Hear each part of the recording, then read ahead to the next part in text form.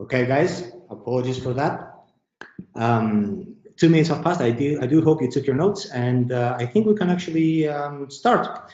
So the topic we're going to be talking about today is psychology of a trader, and this is a very broad topic that pretty much affects every single one of us. Some people do get affected at a certain degree, a high level. Some people get affected less, but nevertheless, it is one main point of trading, and quite often psychology does dictate how we make investment decisions in the investment world. So the structure of this webinar is as follows. First, we're going to generalize what trading psychology is. Why is it important?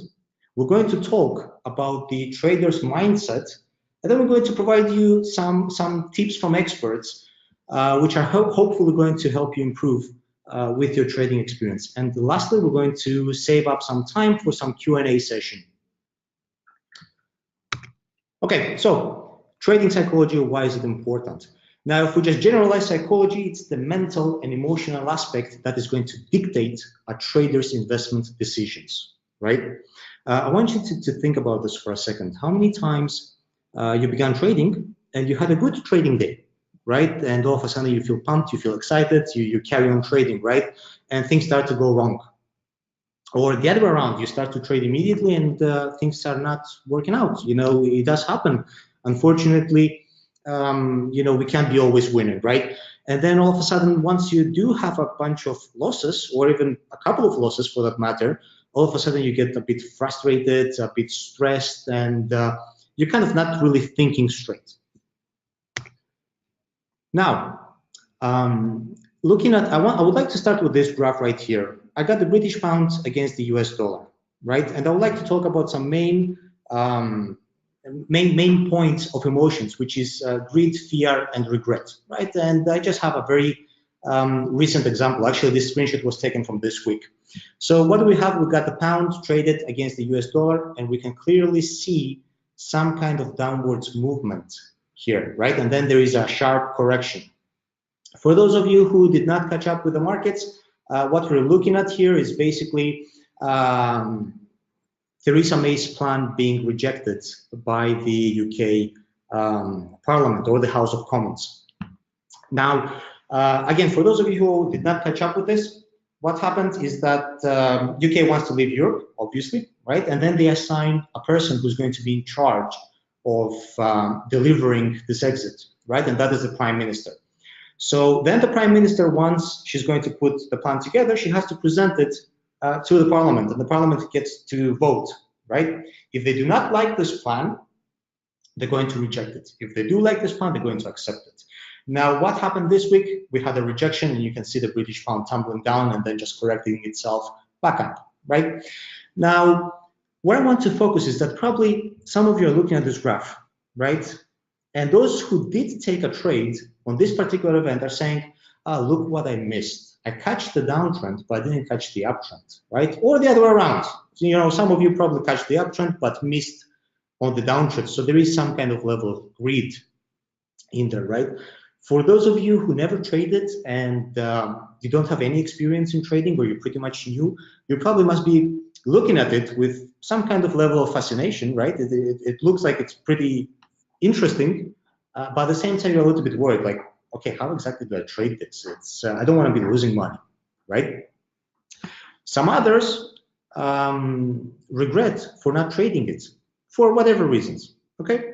Now, these are typical emotions that a trader goes through, and it's pretty normal to be going through these things, but the most important thing is to be able to control all this, right? Too much of anything could be catastrophic. The most important point I would like to make here is that a trader must always understand what are the reasons behind consistent returns, profits, or consistent losses. Where we're going to be focusing today will be mostly two losses, right? Because if you're winning, you know, you probably know what you're doing and everything is fine, and so on and so forth, right?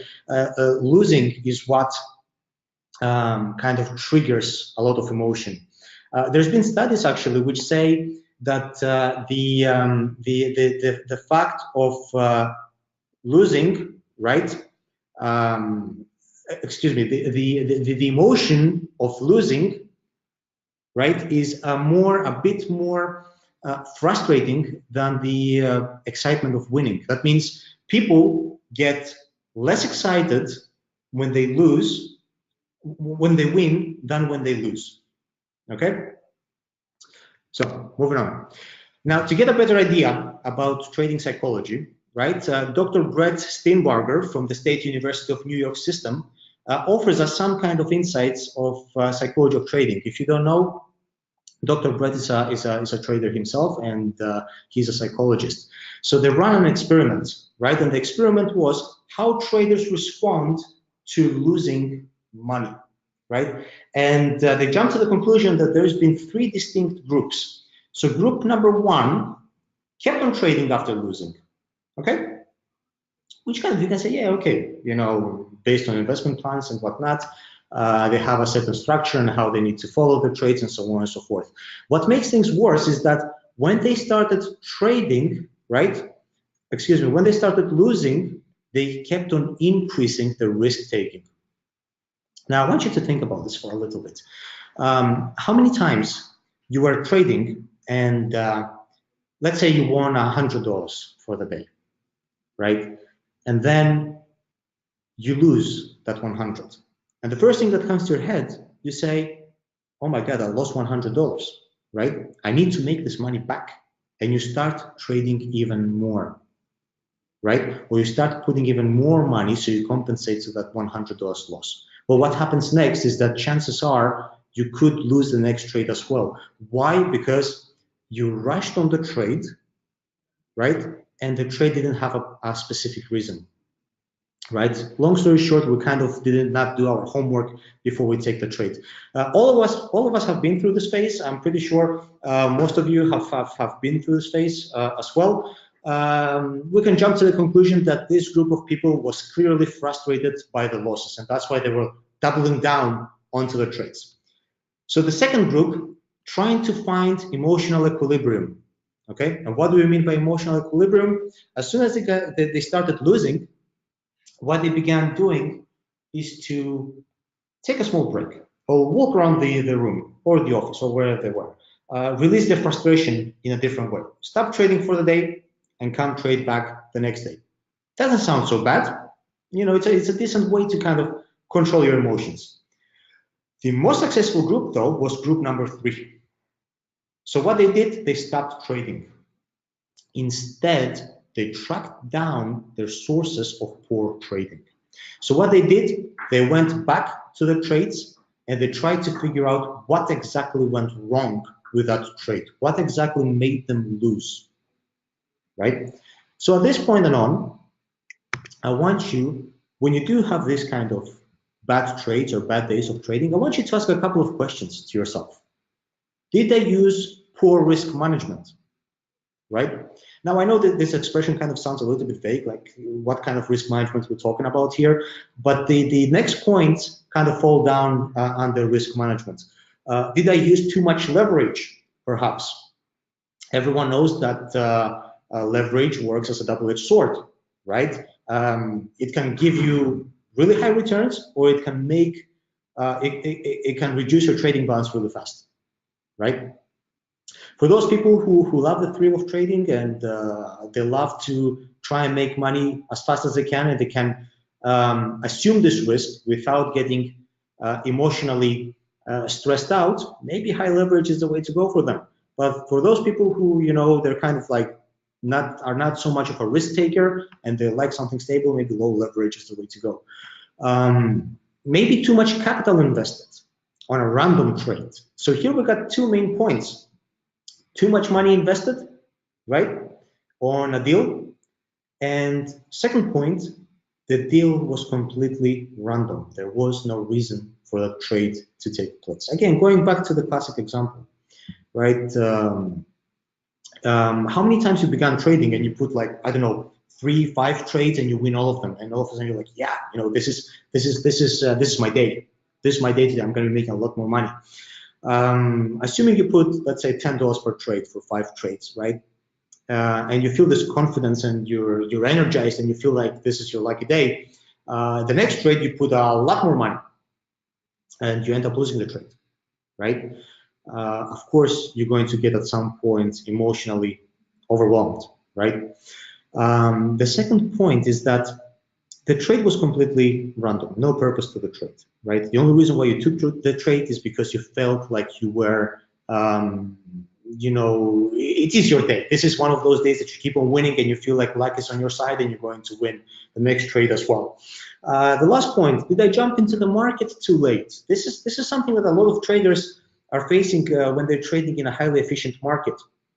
For those of you who don't know what market efficiency is how fast asset classes that you trade, whether it's stocks or currencies or commodities and whatnot, how fast they adjust to news, right? It happened plenty of times before, where, you know, myself included, where you could open up the economic calendar and try and trade on non-farm payrolls on the first Friday of the month, and you see the report is positive and whatnot, and by the time you switch back to the platform, you already see a huge jump or a huge decrease on the currency you want to trade, right? That happens because a lot of market participants are jumping into the markets. There's too many people trading at the same time. But nevertheless, because we are human beings and we want to take advantage of that big jump, we jump into the market late, right? And we do not get, let's say, a good price, a good entry point to the market. And that is not really a place where a trader really wants to be into, right? Because this kind of lower down the odds of winning. So make sure you ask these questions to yourself whenever you are taking the trade or whenever trades are not looking too good. So what were the results with these three different types of groups? Group number one, needless to say, was the most prone to blow up, right? Why? Because they were doubling down on the risk taking, doubling up their money, investing more money into each individual trade. And to make things worse, they were investing precisely at the times where they were trading at their worst, right? So they were clearly frustrated, and that frustration didn't really help out.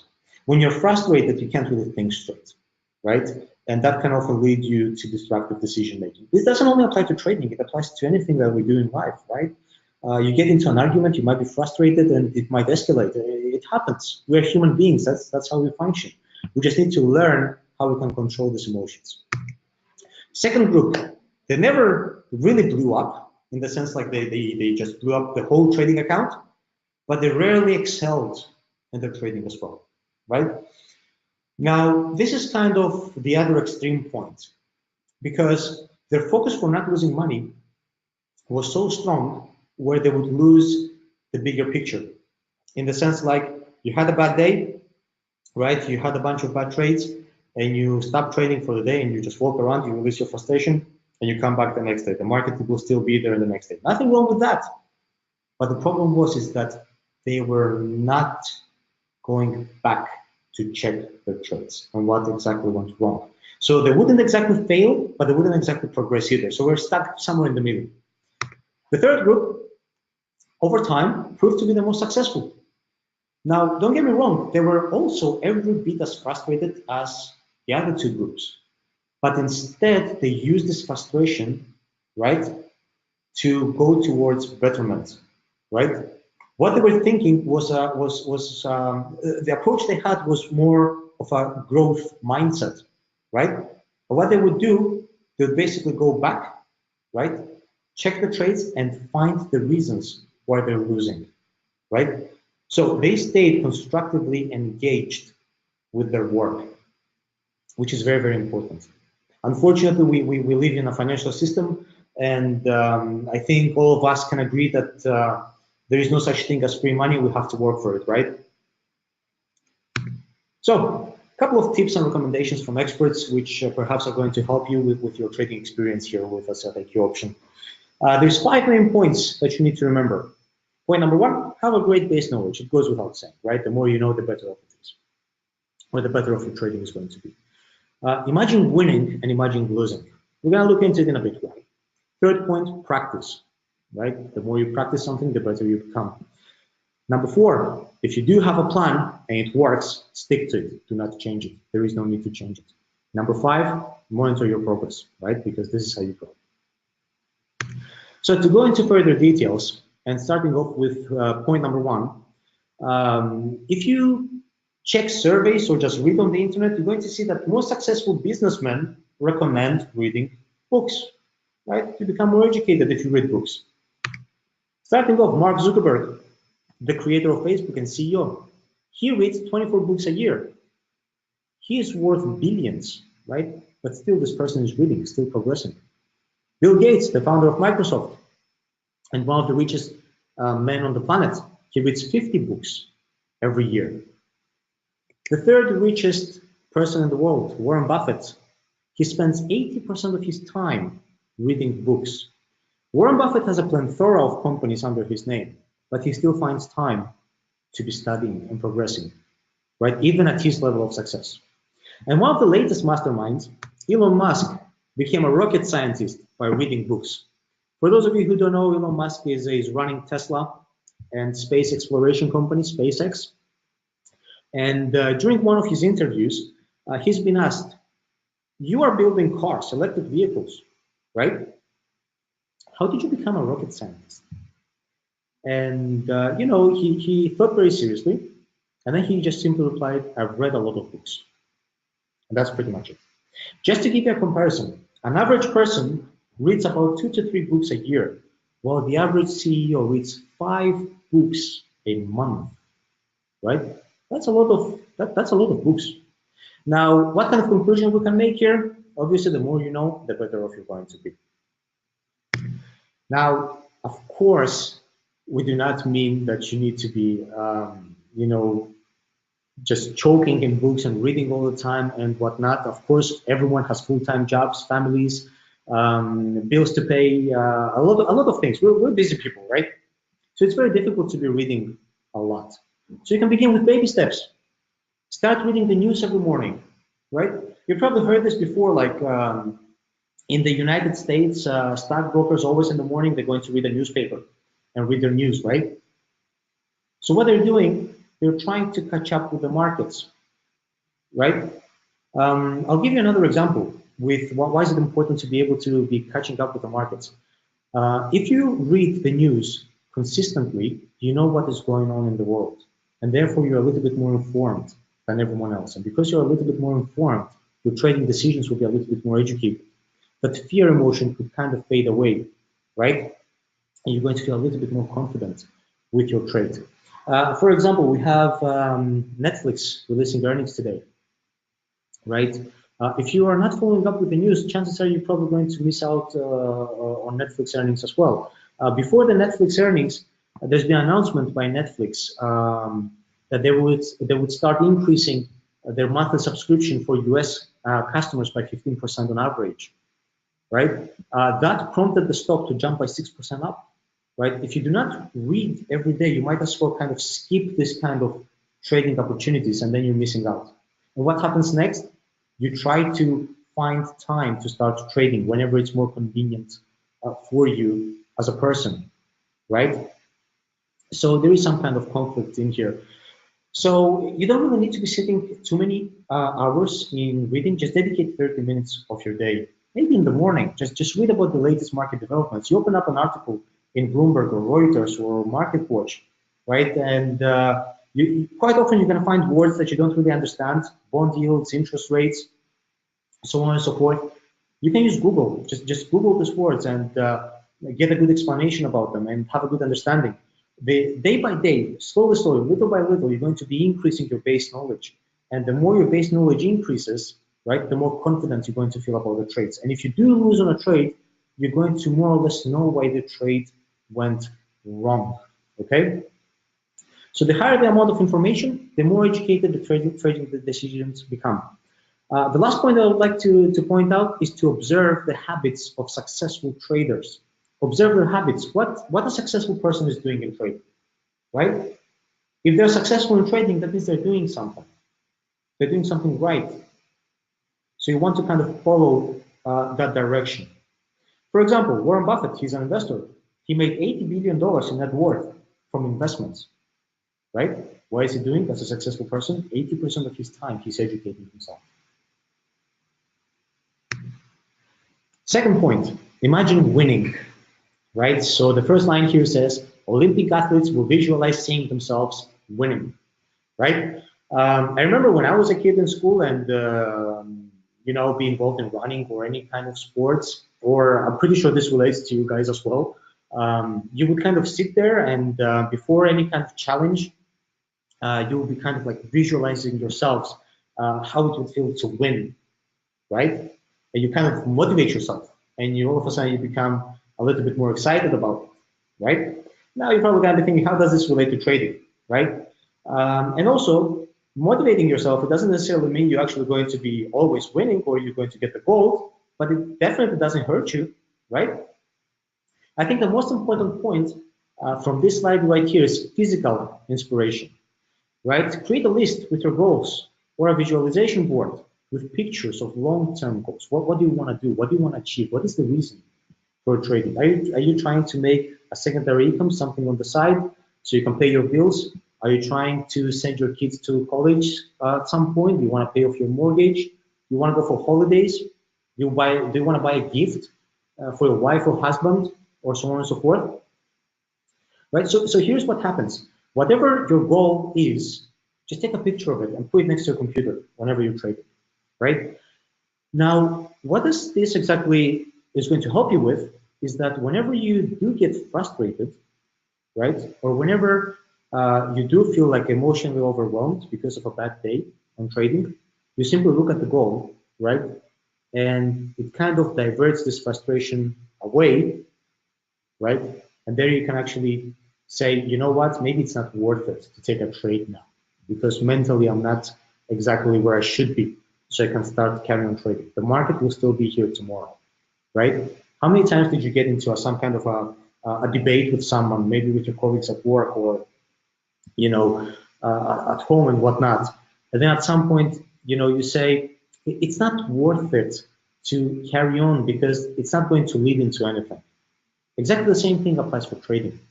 There is everyday trading opportunities. We don't need to rush it, right?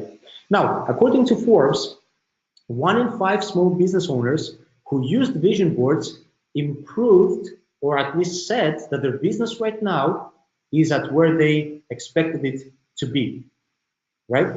Now, in percentage-wise, we're talking about 76% of these companies which were using a vision board succeeding with their targets.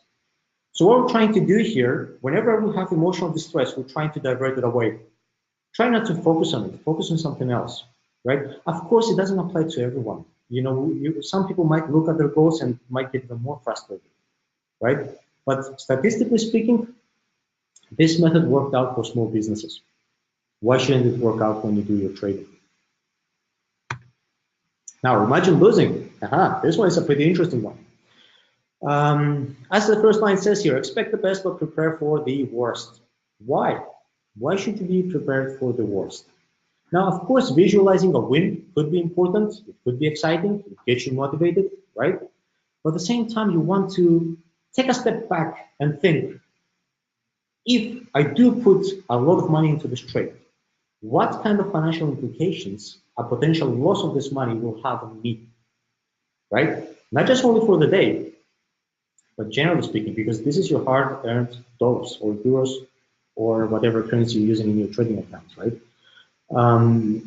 Of course, this is not a method to become a Debbie Downer, right? In the sense like, you know what, I'm going to kind of like pull yourself down because of thinking that you might lose. But this could be a very effective way to prevent you from doing mistakes which are truly going to cost eventually. So always think about both sides. Think about best case scenario and worst case scenario. Try and be prepared for both sides as well. Third point, practice, practice, practice. Goes without saying, right? You're probably going to be thinking here, okay, George, you're being a little bit obvious here. And I do agree with you, but sometimes we do miss some basic elements, right? Of course, your practice is going to happen only on your demo account. We do provide demo accounts from our side here. The reason why we do provide demo accounts is so people can actually practice and experiment with their new strategies. Maybe you found out something, maybe you read something online and that excites you, right? And you want to try this out. So how do you want to try this out? You don't want to risk your real money, right? Because before you take on a trade, you need to know what you're doing or why you're taking the trade. So if you're going to experiment, better try it on a demo account, okay? So what we're looking at here is basically to be able to treat your demo account as if you're trading with real funds. This is extremely important. I can't stress this enough. A lot of people do this mistake where they will deposit €1,000 budget for trading, and they will be using a €10,000 trading account or demo account. And then the methods that they try on a 10,000 account all of a sudden do not work on the €1,000 account. And then things are not really working out, right?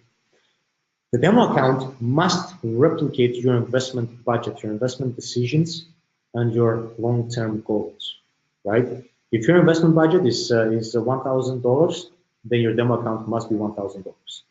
If your risk management strategy includes no more than 10% investment of your total budget in a day, then you do not invest more than 10% a day onto your demo account.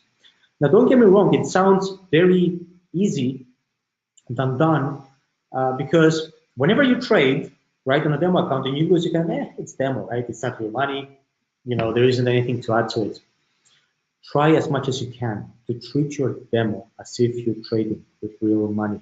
When you're going to start losing, take one step back and think about this. What went wrong, right? What did I do wrong? And think about the implications this is going to have for you, financially speaking, okay? Now, the more you practice, I mean, the better, if you want to better at something, you need to practice, right? The more you practice, the better off you become. Of course, if you do it on real money, you're going to suffer decent amount of losses, right? Some people get a little bit more lucky and they're pretty decent in the beginning, but at some point everyone is losing. So until you find that sweet spot that works out for you, demo account is the way to go and experiment, okay? I want you to think about how this can relate in real life. Like, you get a new job, it's a profession you've never done, or I want you to think the first time that you got a job, right?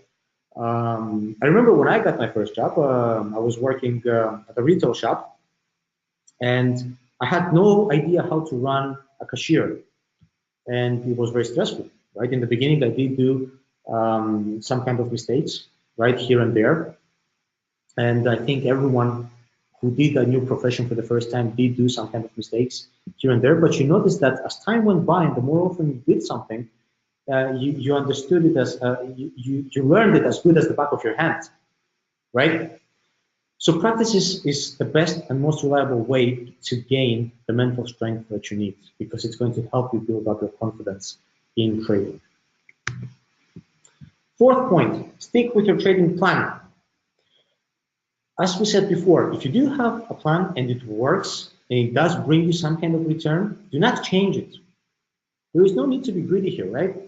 If you do make 1%, for example, take it. If you want to make more than the certain percentage point, you need to assume more risks. This is just how things work, right? We make money when an asset is fluctuating. When you see high fluctuations in the market, that's how you make returns. If an asset doesn't fluctuate by a lot, right, then you're not assuming so much risk, and therefore your returns will be low. Now, the graph here that I have on my right-hand corner, this is the NASDAQ index between 1994 and 2005. Where I want you to focus is from 1995 all the way down to 2001. Now, some of you already know where I'm going with this. This is a representation of the dot-com bubble, the financial crisis when the stock market crashed down. For those of you who don't know what happened during that time, it was the period where internet became commercialized for everyone. And people could understand the potential behind the internet. Trading, for example, within countries would have been easier.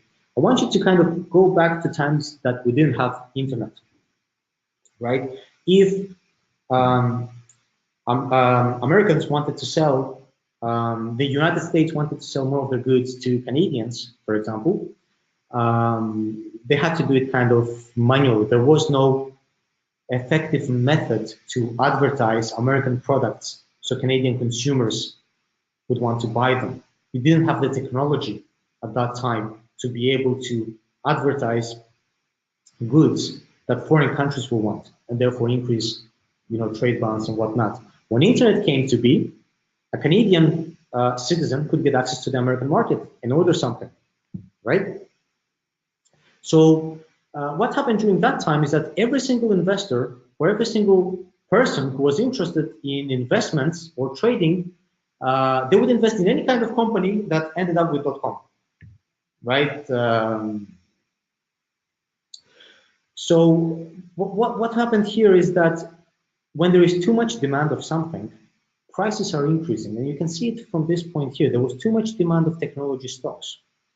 And you can see the sharp increase. Between 1995 and 2000, the Nasdaq index grew 500%, give or take.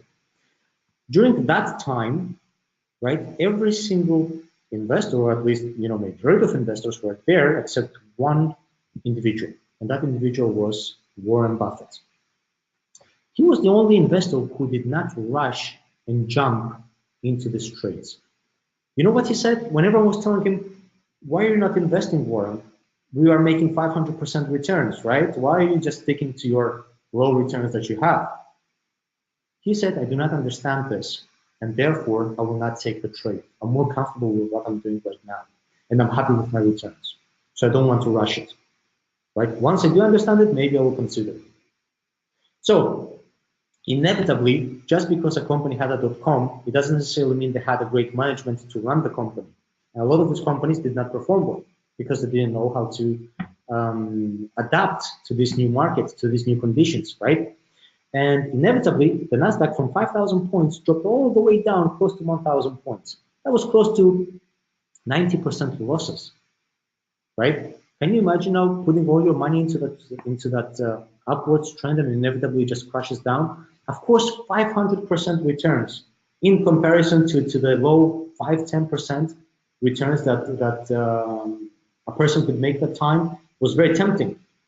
But composure and strategy was very important. Discipline was very, very important.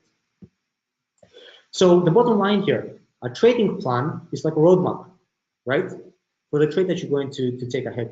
You are the only determinant of your entry point, the exit point, the size of your trade, the risk you want to take, the reward that you expect, and other things, right? Just by making a plan, you're more likely to stick to it, right? Because it's simply there. Why do you think, your boss is telling you come to work at 10 a.m. every day from Monday to Friday, right? Because that's the plan. If anyone would like to go to work at different times, that won't be effective. It won't be efficient. It will lead to inefficiencies, right? Yeah, of course, there are kind of jobs that hours are flexible, but to generalize things, there is a steady workflow. And just because there's a steady workflow, we are a little bit more efficient. Fifth point, which is the most important point here, right? And I can't stress this enough, monitor your progress, guys. If you do not monitor your progress, all the other 4 points before it count for nothing. Even if you do have the best trading strategy, right? And you do have the best risk management methods and the most knowledge, if you do not monitor your progress, there isn't too many things that you can do in trading, right? Because markets have different conditions each time, right? We had the crypto boom in the beginning of 2017. 2018, cryptocurrencies were regulated out of existence. So what happened? Market conditions changed, and we need to be able to adapt, right? When losses happen, you need to have a journal where you can go back and you kind of read the trades that you do, right? So what I want you to do, I want you to, whenever you trade, go back to historical data from our platform, right? And check your trades. And I want you to mark your trades on a notepad, that the trades that did not have a reason, right? And you can already see some kind of point of maybe bad trading or why things are not working out. Because maybe the trades with a reason were less than the trades without reason. And if you try and filter out the trades that you had a reason and they were kind of like bringing some kind of returns, because usually educated trading decisions could be associated with some kind of returns, but again, this is not a golden rule, right? It doesn't apply all the time. You can kind of see where the problem was, right? So what I want you to do is that whenever you take a trade, you need to have a reason, right? Get your journal down and write a trade. It was this day, I read this macroeconomic report, I took this direction, and this was the outcome. This is how much money I invested into a trade, right? My technical indicator showed me this, right? I took the trade and I lost. Maybe the indicator that you're using is not working out for you. Maybe you need another one, right? At least you have a reference point to start fixing little by little mistakes.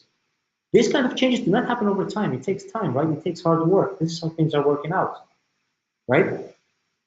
So the bottom line here, if you do not monitor how well you perform, chances are things, you're kind of going to lower down your odds of being, a little bit more successful. Now, before I go on ahead to the summary, guys, I want you to start kind of writing your questions down, because after this, we're going to have a Q&A. This kind of broadcasts tend to be a little bit laggy, so I want to get your questions beforehand before I finish off the presentation. So there's three main steps that we covered on this webinar. Number one, educate yourself. Dedicate half an hour every day. Or if you can't half, just one article. Open up one article about your favorite asset. If you're a crypto trader, refer yourself to cryptocurrency websites and news. If you're trading currencies, start looking for news about your favorite currency. If you are a trader who's trading British pound, filter out on Google searches news on GBP USD, for example, right? If you're trading in the stock market, check calendars which are associated with earnings, so on and so forth. Number two, practice. Practice on your demo account, right? First you get the information, and then you get an idea how you're going to be trading. Then you start to experiment with these ideas into your practice balance, right? And again, the practice balance, it has to be the same as your real investment objectives. Exactly the same, copy and paste, right? And number three, control your emotions. When you're going to get out there and start trading with real funds, control your emotions by diverting your attention to something else, right? If you're having a bad day, right, come and trade tomorrow. The markets are not going anywhere, right? If you have some kind of time, right, to prepare yourself for a trade, the easier it's going to be for you when you do take a trade. If I go back to the example with Netflix, right, if you do read your news every day, you're going to see at some point, I can guarantee this to you, at some point you will see some kind of news somewhere which is going to be earnings season is about to begin. And if you do like Netflix, you can even Google it, right? And at some point you're going to see, oh, in 2 weeks' time, Netflix is going to be releasing earnings, or in 1 week time, or in 2 days' time. It doesn't matter. You got the information beforehand, and now you can prepare yourself how you're going to take on the trade. Okay? All right, guys, with that said, thank you very much for listening to me. And now I think it's my turn to actually listen to you. So I'm going to be accepting a couple of questions before we finish off this webinar.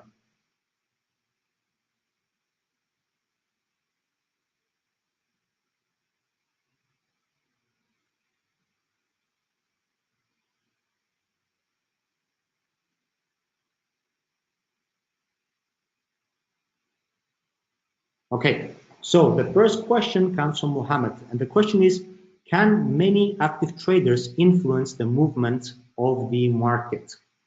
This is actually a very good question. What you're looking at here, prices are being influenced by people, right? If I tell you right now, Apple is expected to sell more iPhones, right in the back of your head, you're going to probably think to yourself, Apple shares should go up in value, right? If you do happen to be an Apple shareholder and when you're going to want to sell it, you're going to be asking a higher price for that, because you do know that Apple is going to perform better in the future. So yes, it does affect, market participants do affect underlying.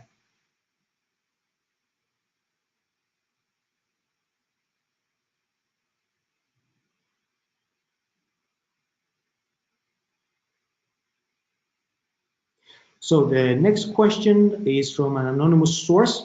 The question is asking if you guys are going to get access to the webinar after. Yes, we do have plan to send you the presentation after the webinar. We're going to try and link you to the video as well. If that's not going to be possible, unfortunately, just the presentation. The next question is coming from a trader called Costas, and he's asking if these principles apply for trading commodities as well. Very good question, and we're talking about specifically commodities here, right? Now, I want to generalize this, and how do I want to generalize this is by saying that our commodities is just one asset class, just like cryptocurrencies, just like stocks, just like currencies, right? The same exact principles that you would apply to trading, you're going to apply it to commodities as well, because the bottom line is that you are trading, okay? So, next question comes from Ankur. How to control emotions if I lose again and again? Now, again, as far as the emotions go, right?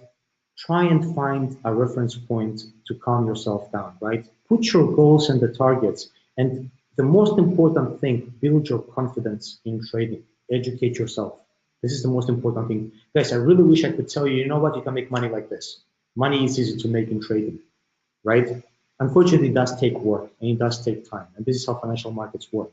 Educate yourself, build your confidence. If you do a mistake, make a reference back and study your trade, why the trade went wrong. I hope this helps.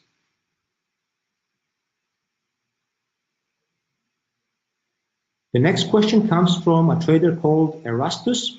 And the question is, where are some of the websites to get information on currencies? Right, we've got our IQ blog that we have content writers which are writing a lot of content about currency trading. But at the same time, you could go to any major source, any major credible source, just like Bloomberg, Reuters, MarketWatch could work out, right? Usually on a website like Bloomberg, you're going to find the main news, right? I know right now you are asking me specifically for currencies here. You know that Brexit is dominating headlines right now, so any kind of news source you're going to use, you're going to be directed to Brexit.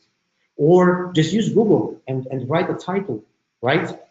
GBP USD, right? Or whatever the currency you would like to trade, Euro dollar. And there are going to be links to CNBC, BBC, and these kind of credible sources talking about these currencies.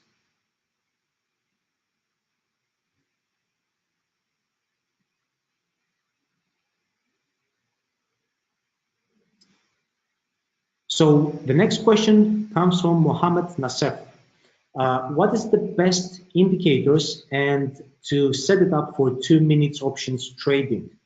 Well, the indicators are, you know, very, very tricky. There is just to make a quick breakdown, you want to kind of have leading and lagging indicators. Now, leading and lagging is just two groups of indicators. Usually the lagging ones, you see them onto your screen on top on the chart, and the leading ones are within a range, right? Now, a leading has better predictive qualities of a future trend, while a lagging gives you qualities on a retracement of a trend. So if you want to take the best, you want to use both, right? Leading indicators usually work the best when the market is flat, while lagging indicators usually work the best when there is a trend. So when you see the market is flat, maybe it's a good option to just use a leading indicator. If you see the market is fluctuating up and down, perhaps a lagging one.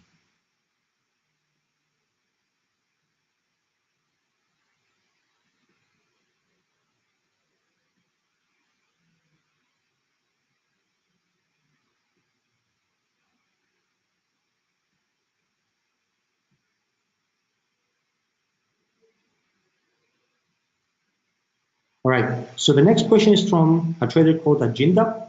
How to definitely avoid psychological bias? Unfortunately, this is very difficult.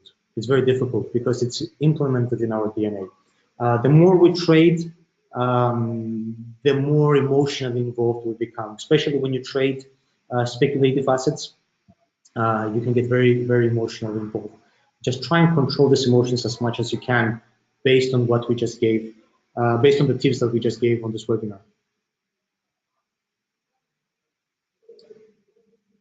Okay, last question before we finish off the webinar. And the question comes from a trader called Mohammed. What is the best source to educate about trading, right? For me personally, I would say start reading the news in the morning, and whatever the lines that are written in there you do not understand, you can either Google them or make a reference point to our IQ blog, right? Or you could also request a callback from your account manager to get further information about what you've read online. Okay, I think this is the best way. I wouldn't really go to those paid services to learn how to trade. Okay, guys, with that said, thank you very much for joining me. It's been a real pleasure. My name is George David, and I'm an educational officer here. I hope to see you soon, and I hope you enjoyed this webinar. Best of luck, and have a good day. Bye-bye.